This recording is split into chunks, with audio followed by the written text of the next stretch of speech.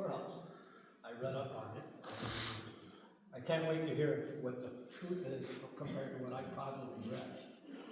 Holly Watson, a Livingston County historian, rode her horse and sleigh all the way from Geneseo, made it through the snows, through the hills in the Dale, and she will present this, what I can't wait to hear, presentation.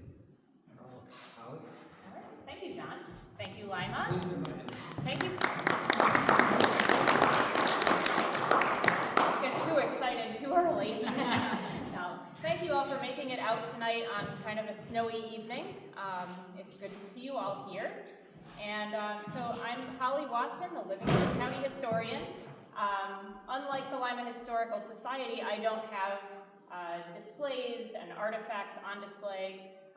Typically, I am around and about giving presentations. I have a research room where people can come in and do their research about their family history or local questions they may have. The weirder, the better. So I have the archives, the paper, and the images and things like that about Livingston County. We leave the artifacts and displays to the museums. So that's partly why I'm here tonight. So I'm aiming for about a 45-minute presentation or so, but we'll have time for questions, kind of at a few different points, or if you have a burning question, let me know. I'd be happy to answer it. And yeah, there's a restroom in here, through this door and up the stairs a little bit. If you need it, go for it. All right, so we will get started. So a little outline, just so you know where we're going tonight. Poorhouses can have a very complex history, but historical records can help us understand the evolution of the institution and dignify the people who lived there, and so that they're not forgotten. So that's what we're going to kind of talk about. So first we'll go through a timeline of the Livingston County Poorhouse so that you can get a lay of the land and how the institution evolved over the years. Then we'll talk about a little bit about the cemeteries themselves at the Poorhouse, because that's kind of, that's a very mysterious part of the story, and one that I've been working on for quite a few years now. We will personalize the story too. It's because it's a story of an institution which can feel very impersonal and inhuman perhaps. So I have a few stories about individual people that we'll talk about to kind of personalize the story a little bit, and talk about how we are dignifying these people's memory and remembering who they were and what this institution did for all of us. So that's kind of where we're going to move through today. So we'll start out way back in the 1820s. In fact, now 201 years ago, New York State passed a law that said that each of the counties was going to take care of people who needed care, needed support. It was at the town level before that. So there were some state institutions for people who were blind or deaf or hard of hearing, and so there were some state institutions like that where people went to live if they really needed help. But otherwise, it was at the town level that people were going to someone called the poor master, which is not the nicest word, but they would go to this person and ask for help. So they might need some money for clothes or fuel or something like that through the winter. And so they got their help at the local level. So someone in Lima would go to whoever was in Lima and ask, and kind of plead their case, tell them what was going on, and see if they could get some support.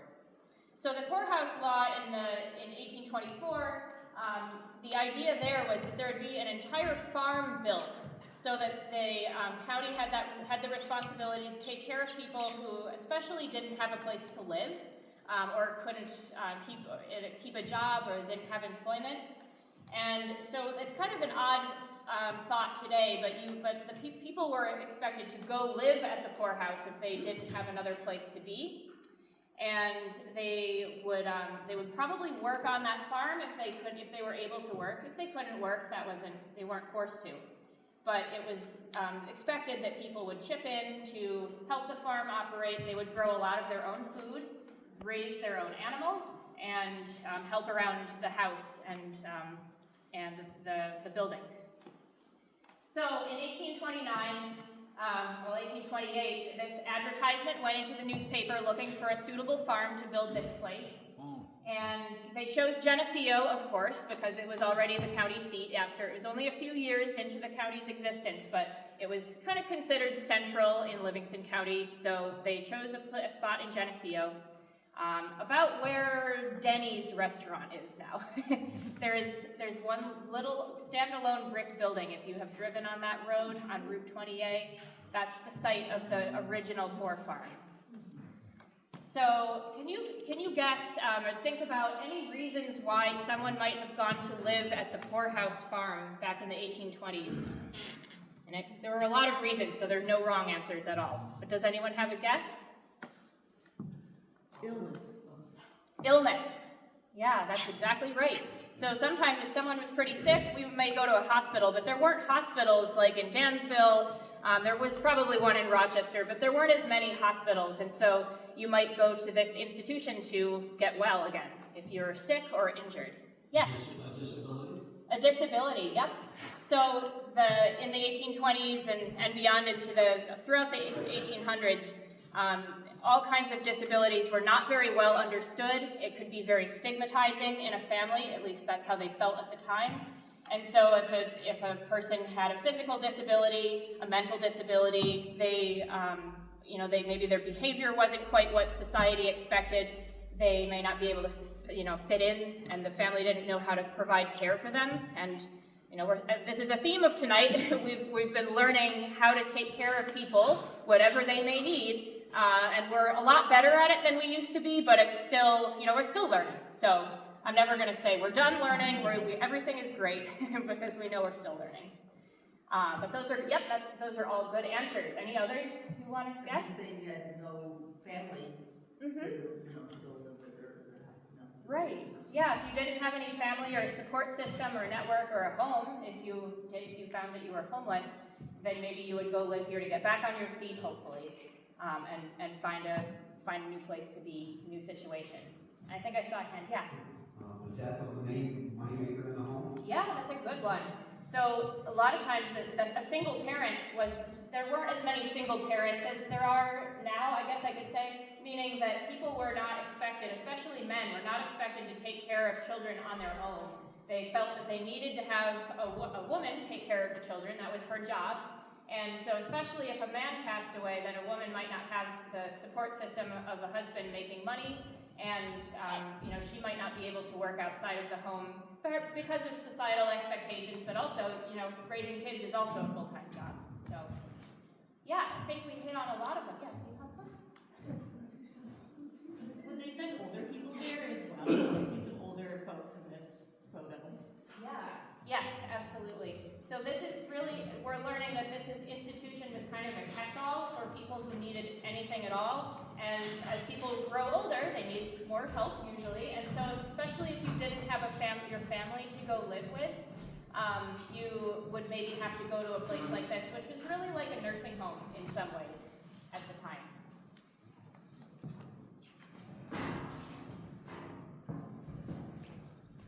Yeah, did you say okay. I was just going to say it's very similar to today as a nursing home, like you Yes. guys. Yep, very similar. Yeah. Can you consider it an orphanage too? Yes, for a while it was like an orphanage. So they tried not to keep children there much. They wanted to have kids living in the community, kind of like a proto-foster care system. But children definitely lived there, and we'll have some stories about that tonight too. Yes? Were they taking somebody just getting out of jail? So they might, yes. If that person probably didn't have a job lined up, then they might. I will point out at this moment that it was not like a debtor's prison that you might have heard about. That was kind of an English, British idea that did come into the colonial system at one point, but by the time this was opened, people were not going to the poorhouse because they couldn't pay their bills. So, I mean, in a sense, I guess they might have been. If they weren't able to make money, maybe they were living in poverty and went there for another reason, but it wasn't like, you're going to stay in prison until someone can pay your bills and get you out. So that idea that wasn't happening anymore. So that's just one kind of something that some people ask about sometimes. So, all right, those are all excellent answers. Thanks for joining in on that. So we can see that the reasons that people might have gone to what we call the poorhouse or the county home have changed over time. And some of the reasons that you read in books that we have, in records, are kind of inappropriate terms today in some ways. Like, I mean, our terminology is always changing, but some of the reasons they gave in the books was like debauchery, if a woman was having a relationship and she wasn't married or she had a child before she was married. They would say insane, which is not a word we use anymore for someone who has mental illness. Intemperate would mean someone would drink and had alcoholism. So those are kind of some of the words that you see in the old records, and they're a little hard to read sometimes because they're not words we use anymore. But it does reflect the understanding of the time, and it reflects also how far we've come. So another example that we might recognize of the euphemism treadmill is how shell shock from World War I has become PTSD today. So we have invented and thought of new words to describe things that are going on in people's lives, and hopefully we're kind of moving forward with our understanding too. So this photo I will just point out. One of the rare photos we have from inside one of the buildings at the poorhouse. It was taken in the 1940s, and unfortunately I don't know anyone who's in this picture, but this is in the building that's now Strange Design Brewery, if you've been there, and we'll come back around to the buildings and talk about what they are today. But I just wanted to, I think this is an interesting picture because we see what it was kind of like in the 1940s. It doesn't look all that nice to me, I'm sorry to say, and that's why this story can be difficult at times, but we like to think maybe we've come a distance over time. Okay, so I mentioned that brick house on 20A. Do you recognize this at all? It looks pretty much the same. It's painted here, I think. So I'm unclear if it's really the first building or was part of the Poorhouse farm when it was first built, but it's on the site, so that's where the first farm was. When they outgrew this site, they mostly had wooden buildings, I believe. They moved the whole complex, the whole institution across the road to where Strange Design is, and those big brick buildings on Millennium Drive behind the town of Geneseo offices. And Daniel Bissell purchased the property, and it is still a private home today. Got a question over right there? We're just discussing Okay. whereabouts. Okay, gotcha. Yeah, if you need clarification, let me know. I know not everyone drives over there all the time.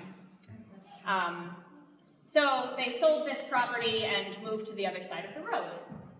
And this is the earliest photograph that I have found yet of the buildings where they moved to in 1850. So this is the new brick complex. It's the easternmost building today. They continued building to the west.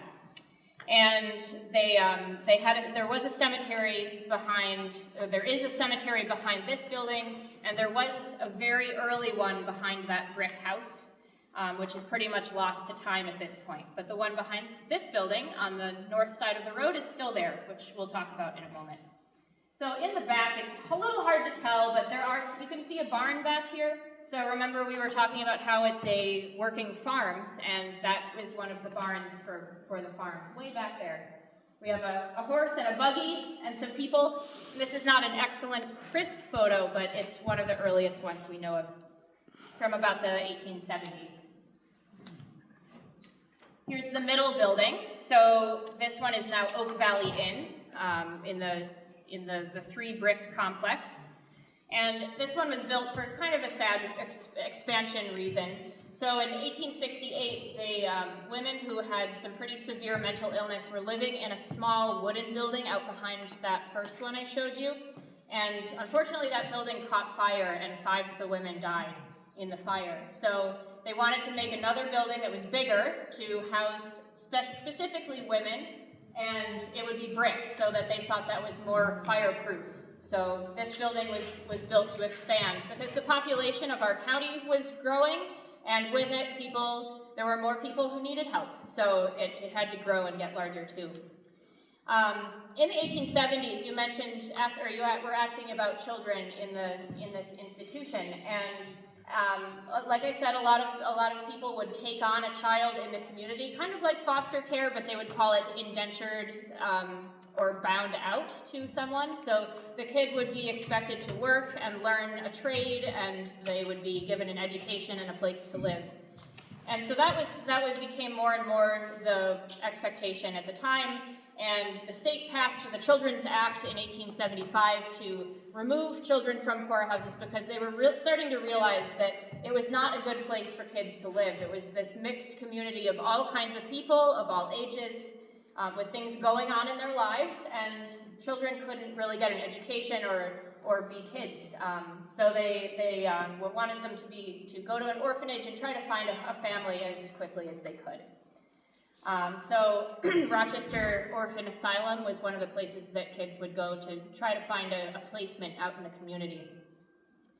William P. Letchworth, you might recognize that name from Letchworth State Park. And he was the commissioner and president of the State Board of Charities, and advocated strongly to have children moved out of poorhouses to have better living conditions and, a chance in life. So we can thank him for some of his reform changes during the 1870s. So finally, the last building looks pretty austere here. This is strange design today. Looking a little bit better. This one was built again for people who had mental illness because they kept having to expand, and then they wanted to have people living separately. The men and women were living separately within the institution, so they needed to have enough space so that people had their own rooms. So in the 1890s, right after this building was built, again, the state decided that poorhouses were not a good place to keep people with pretty severe mental illness, and they needed to have specialized care. And so they were supposed to go to Willard Asylum around Ovid, also not a very happy story. And I think at the local level, the Board of Supervisors who were helping operate this institution, they were very vehemently against having they're insane, the people with mental illness here, taken away to another place away from Livingston County. They said it was because they wanted their families to be able to come visit, and the people being kind of closer to their own community. And of course, the other reason to remember is that they had also just completed this enormous building, which cost quite a lot of money, and so it would be useless if most of the people living in it were moved away. So in the end, Livingston County did not win out. The state law did. So a lot of people who were qualified to go to the Willard Asylum moved there. The population at the Livingston County buildings dropped, and this building was vacant. So the county actually sued the state over the cost of this building, and they won $7,500, which at the time was actually the biggest win of this kind in the state. So they got some of the value of building that building because the state had kind of made them do it and then took the people living in it away. So they got a little bit of their money back. And it sat vacant for a while, but eventually they expanded the population to live in this building as well. Here are a couple more interior photos from the 1940s, so we're kind of hopping around in time, but this is I think it was a barber shop with people's little nooks. And can you see the pictures okay? I'm realizing the lights are a little bright. Is it working for you, or do you want lights down at all? You okay? Okay.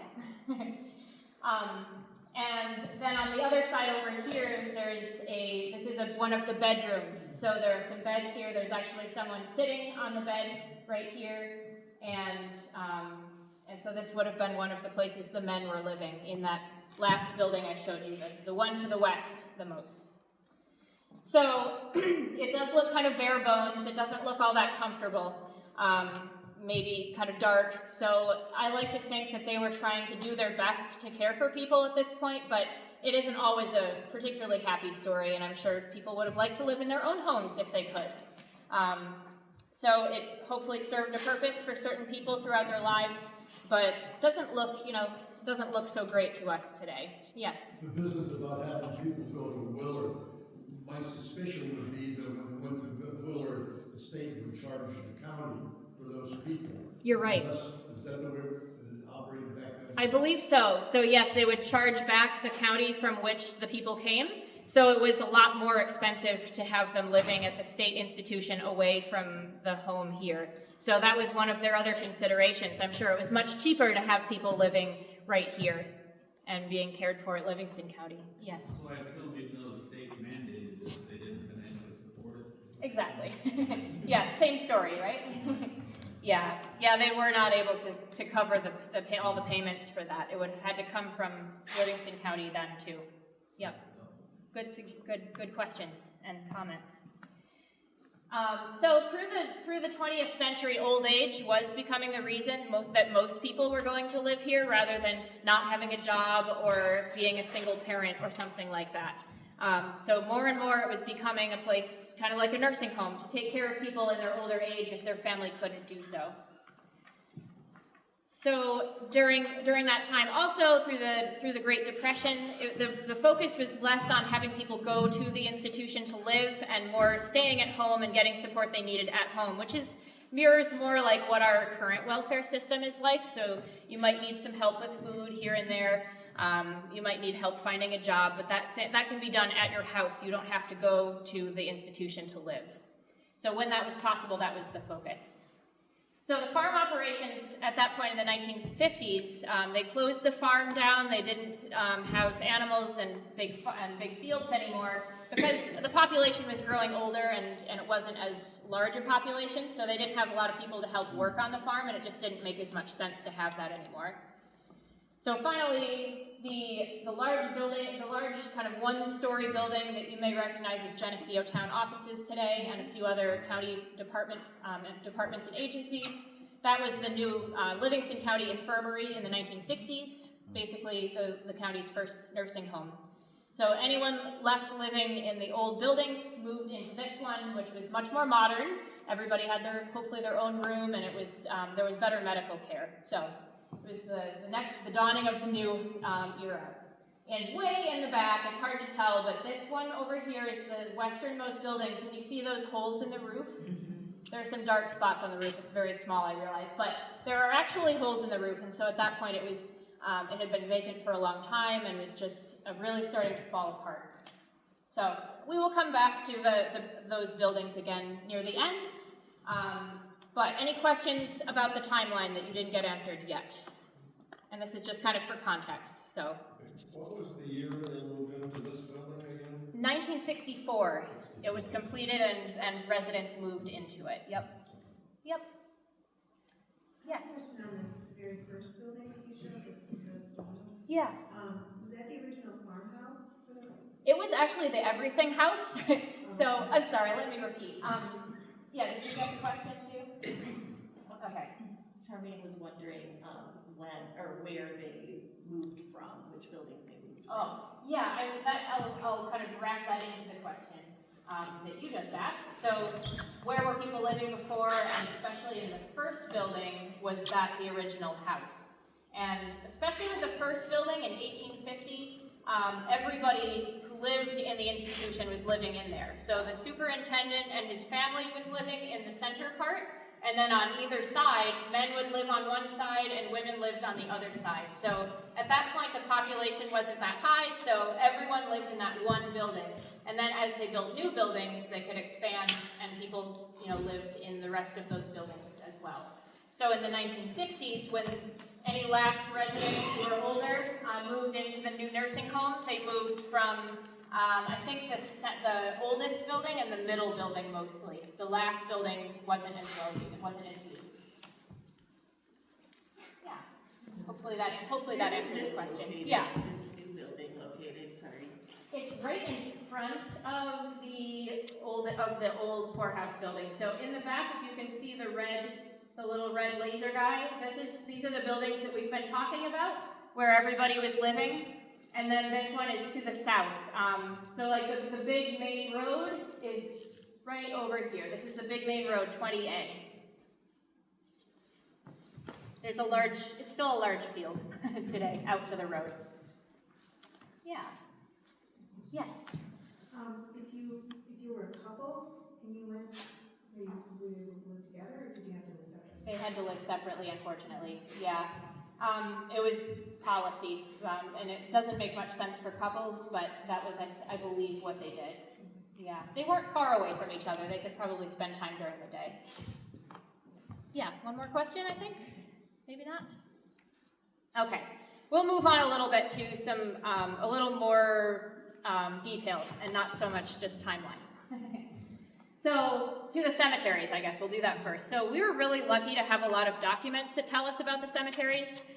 It's crucial to understanding more about the lives of the people who lived at this place and help to remember who they were and not forget them, because it's become very mysterious.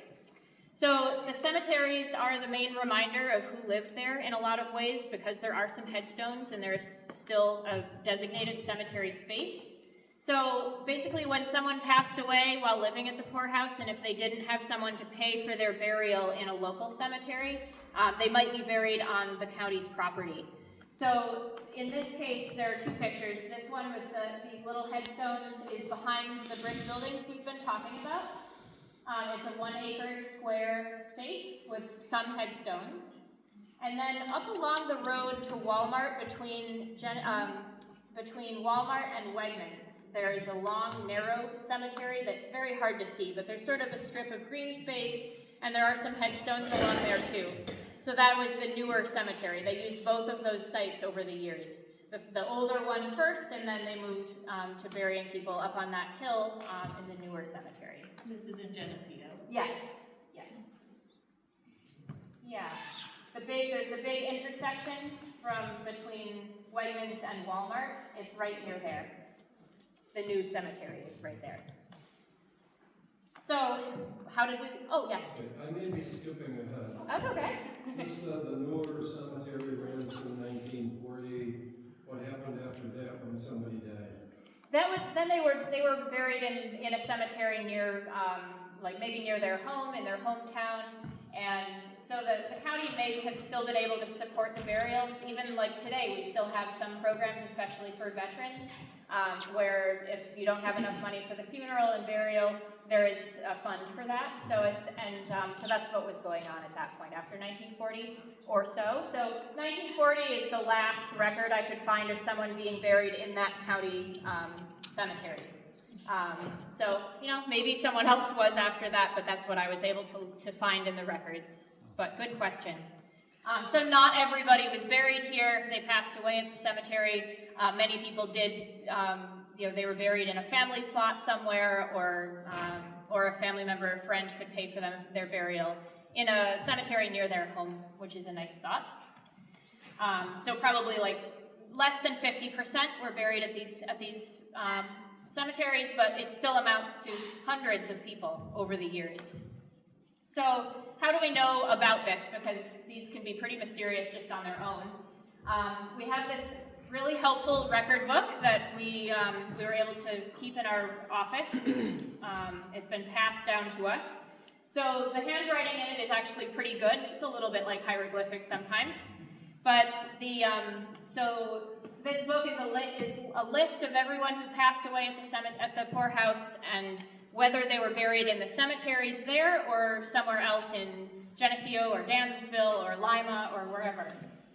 So this is a really precious book that tells us a lot about the people who were living there at the time when they died.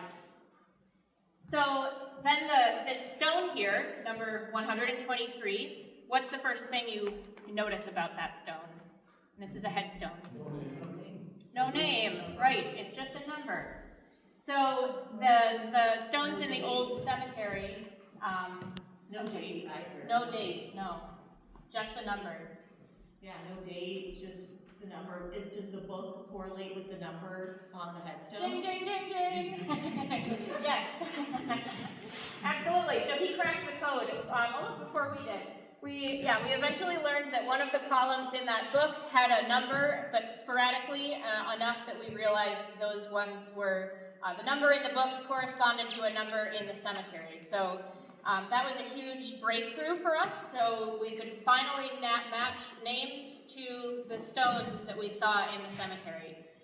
There are still mysteries. Sometimes they scratch someone's name out and writing something else, and you're like, I don't really know what happened there, but it's been really helpful for our research, and it's a more tangible connection to who lived there and died at the cemetery, and was buried at the cemetery.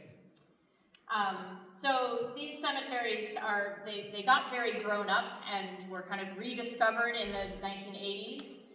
Or 1990s. So ever since, they've been a few more people have noticed where they are, and we're working to dignify the cemeteries further, which I'll come back to at the end also. Okay, so we have a case study now. So we'll talk about someone who actually lived at the poorhouse and talk about their lives and how it connected to the bigger themes of that poorhouse. So. I like to talk about a person or two at least, so that we can realize they were real people who have real stories and deserve to be remembered and respected. So Fanny Lockwood Holbrook was born in Rhode Island in the late 1840s, and she came up here to Livingston County as a young girl. And it seemed like life was tough for the Lockwood family. They all most of them passed through the poorhouse at one time. So during the 1860s, her mother and a couple of her younger siblings came to live at the poorhouse for a little while. And Fanny was working in a local family's house, as probably helping around the house and maybe around the farm. So she, sorry, this is also new to me, so I have to look at my notes. I was just looking at it today. I missed where they moved from. Oh, Rhode Island. Yeah, thanks. So Fanny and the older kids were working in a house in Geneseo for a little while her mother and younger siblings were living at the institution. But the family had also been living in Springwater, so they were moving around quite a bit. So, disclaimer, this is not Fanny, unfortunately. I wish it was. But it represents her story a little bit. So Fanny came to the poorhouse when she was a teenager. She was about in 1862, so this is right before the Civil War. And if you've got a question, go for it. Was this in Lima? She was not in Lima. She lived in Geneseo, and then she was living at the poorhouse, which was in Geneseo. Of all the places she lived, I don't think she lived in Lima. I wish she had, just for you tonight, but she lived around a few different places. So when she came to the poorhouse in the 1860s, she was at about 15 or 16, and she had a little baby girl there in the spring. She was pregnant as a teenager. She was a teen mom. So she named her baby Louisa Holbrook, and Louisa was her mother's name, so she named her little baby after her mother. And Holbrook was her future husband's name. So I think she married, I don't have every record, I have found quite a few. She probably married Daniel right before or right after their daughter was born.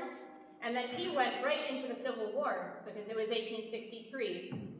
And the Civil War had really just was getting involved, and people were getting drafted and went to fight. So Daniel went to the south. He was in the cavalry, so he was riding horses and, doing what he needed to do as a soldier. And so that, his young wife, Fanny, was left here. And so she was trying to work for her, to support herself a little bit. She left to go work with a family in Caledonia. And her mother, the baby's grandmother, took care of little Louisa and continued living at the poorhouse for about a year. So her two older brothers were also in the Civil War. So this family was really affected by their younger men leaving and going to the south and fighting. So they all came home, though. I was finally happy to find a little bit of a happier story in that they did survive and came back to Livingston County. So Daniel, her new husband, served just under 2 years, and during that time, he was taken prisoner in Virginia for a couple of months. He served until the end of the war, though, 1865, in July, in the summer, he came back home. And it said he suffered an injury to his ears, but otherwise he came back okay, as far as I can tell. I don't know what their life was like. I can't speak for that at all. But so this would be the flag of his cavalry unit during the Civil War. And again, not Fanny and baby Louisa. Let's just pretend for tonight. So after Daniel came back from the Civil War in the 1870s, they were living somewhere in East Groveland. His father had a harness shop. Ephraim Holbrook was here. So they lived in East Groveland. They moved around quite a lot because Daniel was driving horses and wagons for work. So he was what they called a teamster or a drayman. So he would be driving a team of horses, probably for hire, or he'd be driving a flatbed wagon around to make deliveries and pick things up, building materials and whatever needed to be moved around. So he found work in quite a few different places. The closest he came to Lima was in Avon. They lived in Avon during the 1870s for a little while. So eventually they did settle down in Dansville. So I actually found Daniel on a map. I was pretty excited. There's D. Holbrook right here. So that may have been their house. And this is on Seward Street. So the big hill, East Hill in Dansville, if you know that at all, is to the right of this on this map. So they lived right at the foot of the hill. And around 1900 they moved there. So by 1910, Daniel is managing a vineyard on the East Hill of Dansville. So right up above their house, there were all these grapevines growing on their fences. So this big steep hill is all covered with grapes. And again, I'm not sure who these people are, but they're harvesting grapes. They're putting grapes in boxes and having a horse pull those boxes to where they need to go. So Daniel was managing one of the vineyards in Dansville, and it seems like their life was getting better. So by the end of their life, when Fanny died in the 1920s, she actually left a will, and she had solid silverware like forks and knives. She had any real property she was giving to her children, so it sounds like they had a house, and her household furnishings she was giving to her children. So while I want to say wealth doesn't measure a life, but they did end up being comfortable as they grew older, and had left those tougher times behind. So it looks like they had 8 children. 7 of them lived to adulthood, and little Louisa, remember, who was born in the poorhouse during the Civil War, she married someone named Charles Criley. I'm not sure if I'm pronouncing it right because I was just reading it, but does that sound familiar to anybody? Yeah. Yeah, there are still Crileys, Hampshires, and other people that these children married in the community. A lot of them stayed around, so there are descendants of little Louisa and Fanny and Daniel still in the Dansville and Sparta area to this day, which made me happy to realize. So that was a happier story that came out of it. Hopefully, going to get back on their feet at the poorhouse was something that that helped them get things back together, and then they could make their lives together. So that was one of the stories I was finding today, which I liked. And so I have another little case study, as it were. So in the 1890s, Christopher and Eliza Jane Smith were from West Sparta. So they were from just over the line in Nunday. This is the map of where they lived. We've got Nunday over here in West Sparta, and Moore Road goes right here.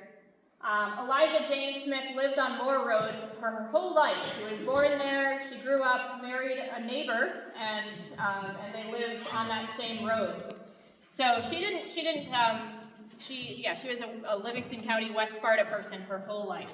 So they were farmers, and these two, Eliza Jane and Christopher, they never had children, in contrast to the others who had 8, but they took care of relatives like their young niece and Eliza Jane's mother when she got older, which is what most people did. They would have a multi-generational family where people would take care of the older and younger generations all together.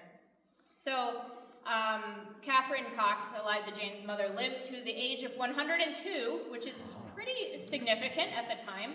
And in her obituary, it said that these two most faithfully and lovingly ministered to her wants. So that paints a picture that they were very caring people. They took care of their older mom and did what they could to care for her, even if they didn't have a lot themselves. So the Smiths, Eliza Jane and Christopher, came to the poorhouse near the end of their lives, and I believe because they didn't have children to care for them and needed to have a place to live.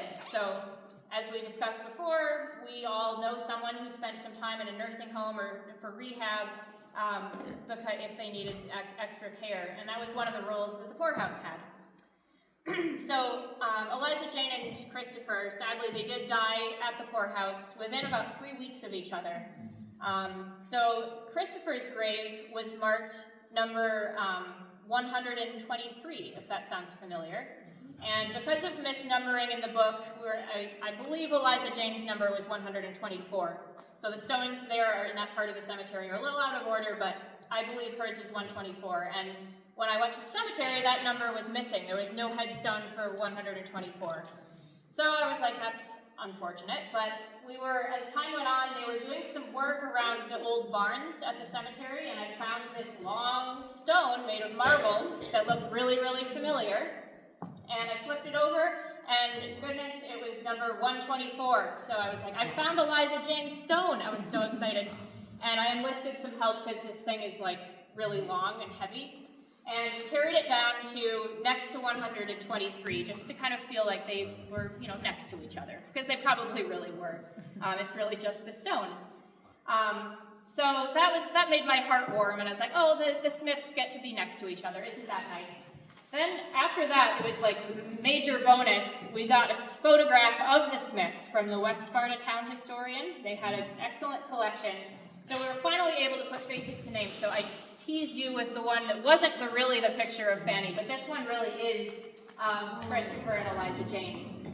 So it's pretty rare to find photos of people who lived at this institution because of their circumstances. So, but this one, of all photos that you could have, is very unique.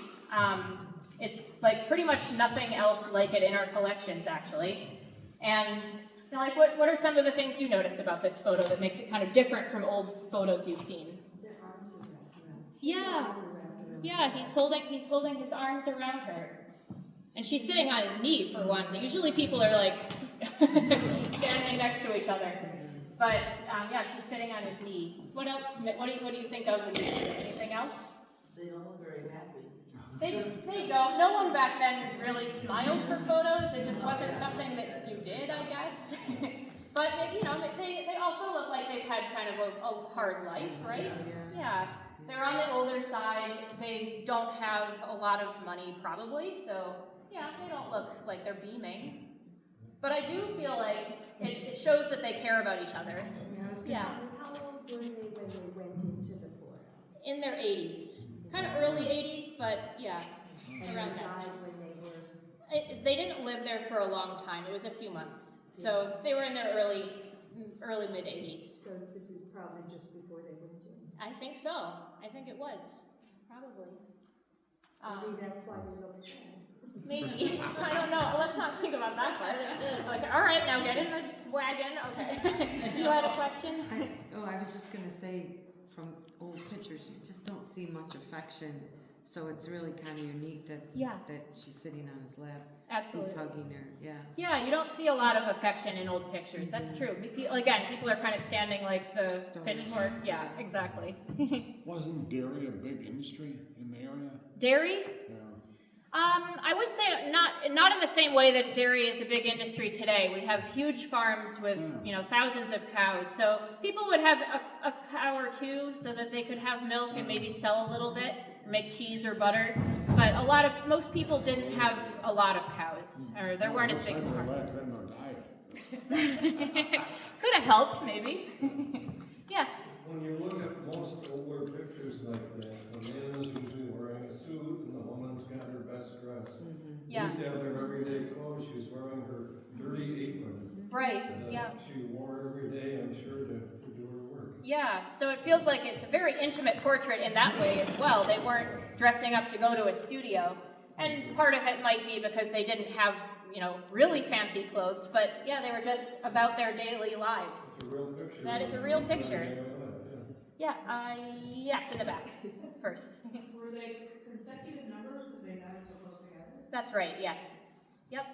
Yeah, I don't think that anyone else passed away during that time. So that's why they're consecutive numbers. They just, whoever passed away next got the next number. Yeah, all right? So it says photo by Crowell of Byersville? Yes. So did somebody come around and just take pictures at people's houses? I guess in this case, this guy did. He had a studio in his house, from what I've read, so people would go to his house and they would have the big backdrop of Niagara Falls or whatever they wanted and have their picture taken in his studio. But it sounds like he did, and looks like he did go around and take pictures of neighbors too. So Byersville is another community in West Sparta, not far away from where they were living at the time. So he probably knew them and came and took a portrait of them. I was going to say, just the way he puts the name Liz and Chris, it's a very familiar, like he was pretty familiar with them. Yeah, exactly, yeah. Was it the front yard or the back yard? Side yard. I don't know. But it's their house. But it's probably their house. The house is not there anymore. But it looks like there's sort of, it could be a porch up to this on the side and some steps leading to it. So yeah, front or side maybe. Yes. I don't offhand. I think I looked into it, so we can get back to it. But eventually, I think it was sold, but at some point it was taken down. The house is not there anymore. Yeah. All right, one or two more questions, and we'll keep moving. Are we good? Okay. Yeah, so we have a lot to say about that picture. It is one of my favorite photos that I've ever seen in my work. It's really special. So we can continue to, where was I? I turned this over. I guess we're good. Yeah, so the photo was really impactful to me. It's easier to imagine what life might have been like for people like Eliza Jane and Chris, because as you said, we are catching them right in their daily lives and what their day-to-day life looked like. So it reminds us that they were real people, just like us. We have our things going on, and complex lives and real stories. So it made me feel like the cemetery too, the Poorhouse Cemetery, is worth taking care of because people like this are resting there. So by taking care of the cemetery, we're also kind of taking care of them again too, who've mostly been forgotten in some cases. Good question. Yeah. Do you know which one died first? Christopher. So yeah, 123 was the number his headstone has. Yep. But then she passed away very quickly after. Yeah, so we're going back to circle back to the buildings now, and we can, thinking about the fact that we can keep learning and preserving the buildings, which also helps dignify the memory of the people who lived in them, not just the cemeteries. So these are some photos from the 1980s. And so these old buildings are really dilapidated. Remember, there were holes in the roof, and around that time there were holes. So the Board of Supervisors, Livingston County, still owned the buildings, and they were like, we can't fix these up. They cost way too much. We're going to probably have to demolish them. But that in itself sparked a local preservation movement. So people interested in historic preservation in the community got together and actually found a developer willing to buy the properties and do something with them. So this is a photo of the easternmost building. There's sort of this balcony around the upstairs with a two-story space in the middle. And this is the third building, the westernmost building. The photo I didn't include is of the center building, which was the first to get renovated as the Oak Valley Inn, and that opened in the late 1980s. And then the rest of the complex was developed and renovated, between 2010 or so and now. That was helped along by a large state grant, which especially helped the building for strange design on the west end. So that's now a brewery. They make the beer in the basement, and it kind of brings a certain sort of joy to an old building that really may have some kind of sad history too. But if some people don't want to think about that. But for me, it's the historic preservation angle is really worthwhile. You feel like you know, it's just a complex story. It doesn't all have to be really, really perfect and good. You just have, if it's nice to be able to think about what happened there, how it's evolved, and how we're using it today. So that opened in 2021, and it's the first time this building was renovated. Since it was built in the late 1870s, it really needed a lot of work. It was completely, it had to be completely redone inside. So a few of the things that we've done recently as we've been learning more about the sites, in 2021 it was the Livingston County Bicentennial. It was the county's 200th birthday. And we did a cemetery dedication in the old cemetery. These are my little signs that had everybody's name and dates on them, and then just as I put them in, a gigantic thunderstorm came in and made them all go like, but we still had the dedication. The sun came back out. The spirits were happy, I guess. So we read all of the names that we could determine for sure that were of the people who were buried in those two cemetery sites. So that felt really nice to be able to speak their names aloud and have a dedication, a little ceremony about that. And we had a boulder, a memorial boulder placed at the cemetery as well. We were able to, with the book, the famous book that I showed you earlier, we were able to put 320 names to the people buried here, which felt really nice. Yes?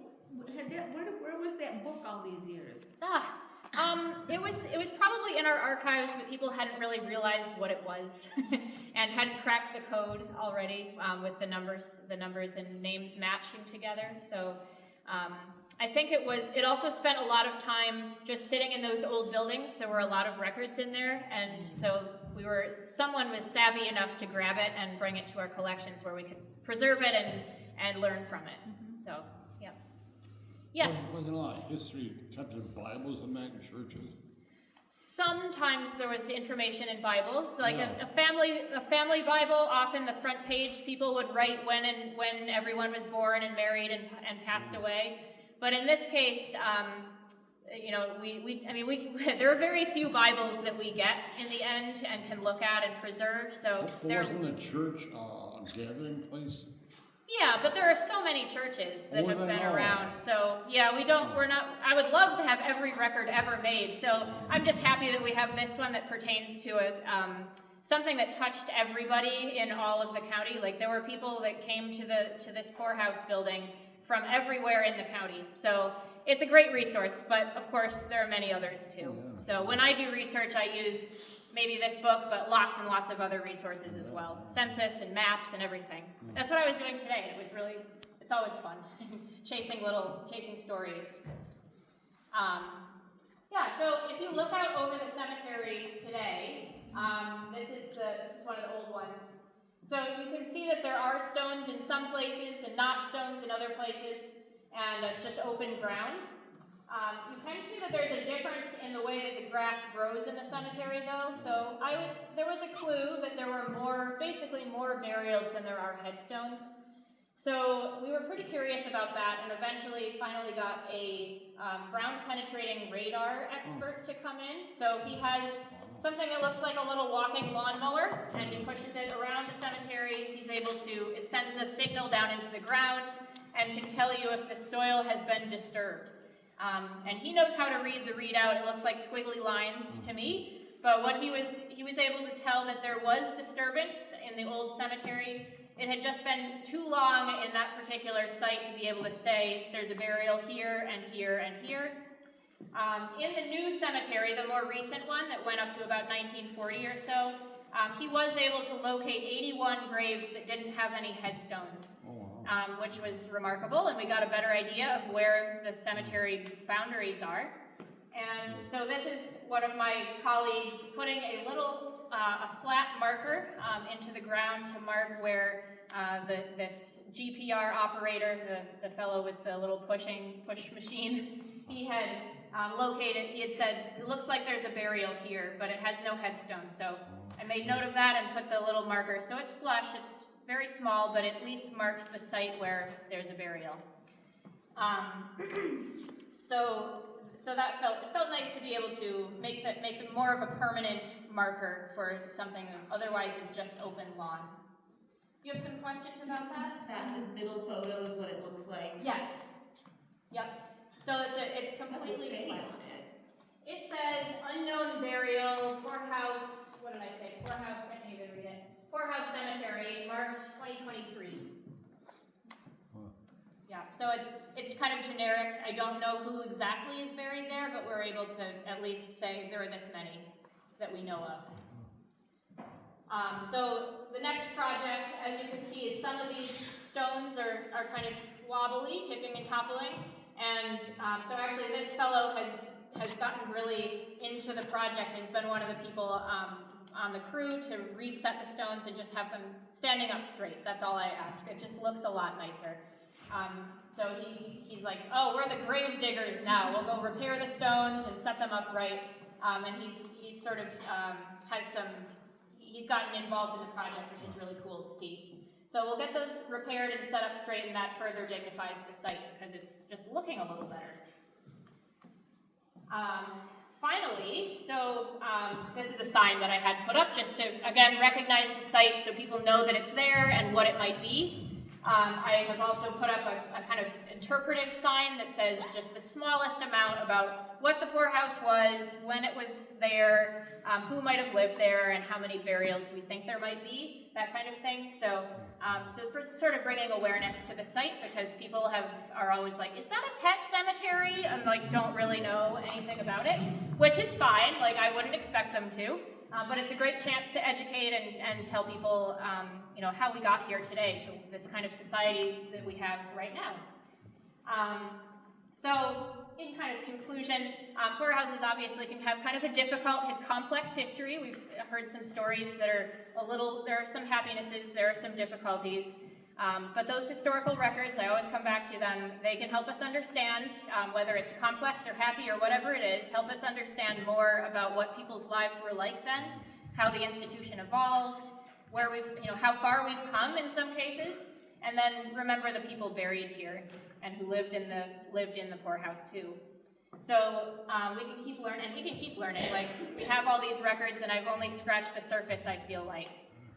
So we can continue to learn and help make it a beautiful place for people to rest and to learn about. So I don't know how we're doing on time, but I think we might have a few minutes for questions. Right on the dot. Yeah, if you have any final questions, and then of course after I answer a few from the audience and anyone needs to go, please do. I can answer questions after too.